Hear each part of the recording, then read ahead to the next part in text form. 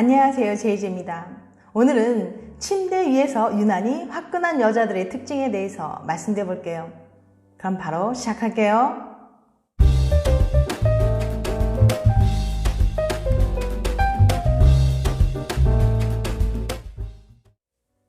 당신의 잠자리 유형. 모든 사람의 연애 유형은 불안형, 회피형, 안정형 세 가지로 나뉜다는 사실 알고 계신가요? 바로 애착 유형 이야기예요. 다른 사람과 어떻게 관계를 맺을지 그 방식을 결정짓는 특성이죠.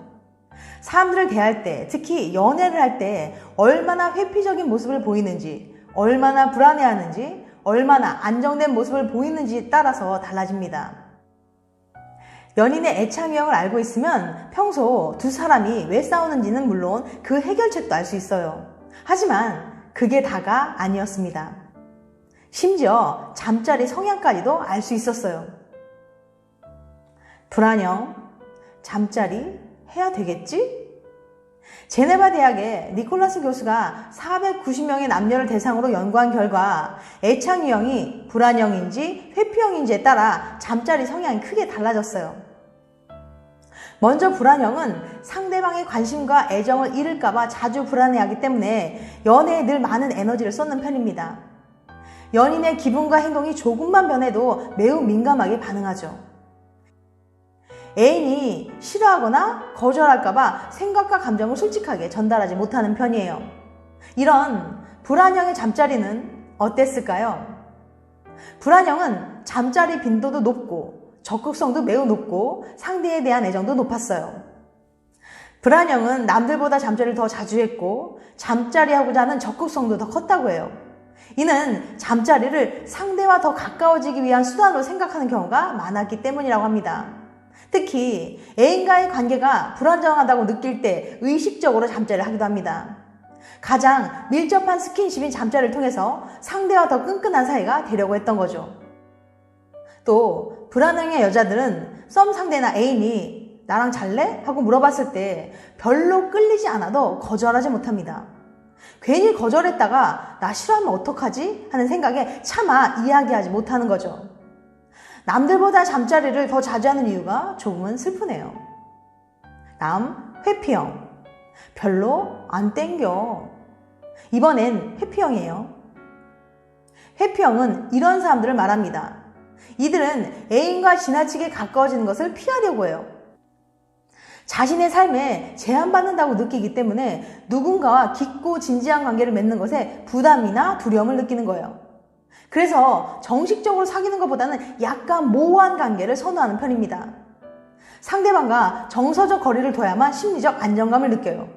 그럼 회피형의 잠자리는 어땠을까요? 회피형의 잠자리는 잠자리 빈도, 적극성, 상대방에 대한 애정이 모두 낮았어요.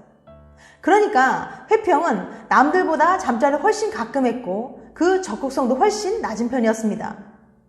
회피형은 잠자리를 위험한 행동으로 여기곤 합니다. 내 몸과 마음속을 상대방에게 내어 보여야 하기 때문이죠. 지나치게 가까운 사이가 되는 걸 싫어하는 회피형이 별로 원치 않는 일이에요. 그래서 애정을 섞지 않고 그냥 잠자리를 하기도 합니다. 사랑해서 한다기보다는 연인이니까 한다고 할까요? 당연히 적극성은 떨어질 수밖에 없어요. 사랑해도 시도 때도 없이 하는 사람들만큼 자주 하지는 못할 거고요. 그러니까 침대에서 유난히 화끈한 여자들의 특징은 불안형, 애착형일 가능성이 매우 높습니다. 잠자리를 상대와 더 가까워지기 위한 수단으로 생각하는 경우가 많았기 때문입니다. 모든 문제의 근원. 애착 유형의 숨겨진 특성이 단순히 애인뿐만 아니라 잠자리까지 영향을 끼친다는 걸 알 수 있었어요.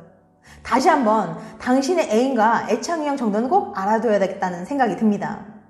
지난 영상 연애 유형 3가지에서는 애착 유형에 대해서 자세히 설명되어 있거든요. 여기서는 간략하게 설명해 볼게요. 첫 번째, 불안형, 애착 유형. 불안형은 연애를 할 때 상대방의 관심과 애정을 잃을까봐 불안해하는 경향이 있어요. 그래서 연애를 시작하면 관계에 많은 에너지를 쏟는 편이죠. 왜 답장이 없지? 내가 뭘 잘못했나? 근데 상대방은 피곤해서 잠을 자고 있는 상황이었어요. 이런 식으로 이들은 연인의 기분과 행동이 조금만 변해도 매우 민감하게 반응합니다. 간혹 예감이 적중할 때도 있지만 대체로 상대방의 행동을 너무 심각하게 받아들이는 경우가 많아서 관계에 대한 부정적인 생각에 잘 휘말리고 기분도 잘 상해요. 또한 불안형은 자기의 생각과 감정을 솔직하게 전달하는데 능숙하지 않아요. 그래서 상대방이 자신의 생각을 추측하게 만드는 여러 가지 행동을 하곤 합니다. 이제 와서 연락을 하다니 안 받아. 근데 상대방은 자다가 부재중 전화 찍혀 있어서 전화한 거거든요. 그러니까 상대방은 왜 전화를 안 받지? 이런 오해를 불러일으키는 거죠. 이런 식으로 다른 사람의 연락을 받으면서 연인의 연락은 일부러 받지 않는다거나 연인이 자신에게 해준 만큼 딱 되돌려주려고 해요. 심한 경우에는 이별로 연인을 협박한다거나 질투심을 유발하는 행위로 자기 기분을 표현하기도 합니다. 두 번째, 회피형, 애착유형. 회피형, 애착유형을 가진 사람들은 상대방과 지나치게 가까워지거나 친해지는 것을 피하려고 합니다. 이 사람들은 연인과 가까워질수록 관계에 더 얽매이고 자신의 영역이 줄어든다고 느끼기 때문에 정서적으로 사귀는 것보다는 약간 모호한 관계를 선호하는 경향이 있어요. 그래서 회피형은 원나잇을 하거나 바람피울 확률이 매우 높습니다. 이들은 상대와 너무 가까운 사이가 되면 자기가 불편하지 않을 정도의 거리를 두기 위해서 무의식적으로 노력을 해요. 그래서 누군가에게 호감을 갖다가도 그 사람과의 관계가 빠르게 발전하면 갑자기 호감이 줄어든다거나 현실에 존재하는 완벽한 이상형을 설정해 놓고 현재의 연인과 비교를 해서 상대방과의 친밀감을 줄이는 행동을 하죠. 물론 자기는 이러한 현상이 자신의 애착 유형 때문이란 걸 모르지만요. 세 번째, 안정형, 애착 유형. 이 유형이 안정형이라고 불리는 이유는 이들이야말로 안정적인 연애를 하기에 가장 적합한 사람들이기 때문입니다. 이들은 연인에게 집착을 한다거나 상대방에게 버림받을까봐 불안해하지 않아요. 또한 친밀감을 불편해하지도 않아서 연인과의 친밀감을 누릴 줄 아는 사람들이죠.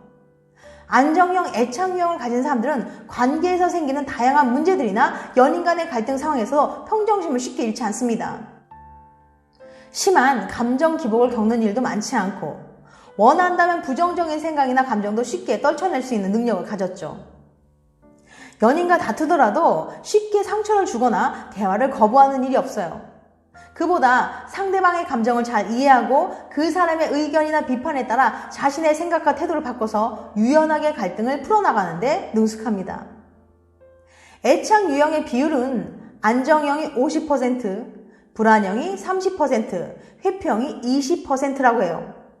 애착형은 연락, 데이트 같은 연애의 사소한 영역부터 연인 간의 갈등 관리, 결혼 같은 중요한 문제까지 영향을 미칩니다. 그래서 행복한 연애를 하기 위해서는 자신과 상대방의 애착 유형을 알고 이런 유형끼리 만났을 때 어떤 문제가 생길 수 있는지 아는 게 매우 중요해요. 예를 들어보면 안정형과 불안형이 사귈 경우 불안형 연인이 왜 그런 행동을 하는지 이해하고 불안해하지 않도록 더 관심을 갖고 배려해 줄 수도 있으니까요. 그러니까 자신과 상대방이 어떤 애착 유형에 속하는지 알면 더욱 행복한 연애를 하는데 도움이 될 수 있다고 생각합니다. 그렇지만 강한 불안형이나 강한 회피형이라고 해서 너무 절망하거나 걱정할 필요는 없어요. 어떤 연애를 하느냐에 따라 어떤 사랑을 받느냐에 따라 오랜 시간에 걸쳐 바뀌기도 하거든요. 여러분이 진정으로 사랑하는 연인을 만나서 안정형이 되시길 바랍니다. 지금까지 침대 위에서 유난히 화끈한 여자의 특징에 대해서 말씀드렸어요. 다음엔 더 재밌고 유익한 영상을 찾아뵐게요. 끝까지 시청해주셔서 감사합니다. 다음에 또 봬요. 안녕.